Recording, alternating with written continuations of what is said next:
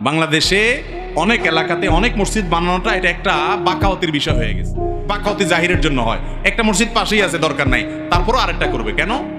অমুকের ছেলে তার বাড়ির সামনে মসজিদ করছে, তাছাড়া আরেকজনের মসজিদে নামাজ পড়বো, ওখানকার কমিটির কথা শুনতে হবে, আমরা একটু নেতাগিরি করবো, আরেকটা মসজিদ করছে। এই সমস্ত মসজিদ করলে কি হবে না, এই নিয়তে করলে সওয়াব হবে না। বাকি নামকরণে কোনো ব্যক্তির নামেও মসজিদ হইতে পারে। যারা মসজিদ করছেন আল্লাহর সন্তুষ্টিটা উদ্দেশ্য হবে, নাম একটা দেয়া দরকার, সেজন্য দিলেন।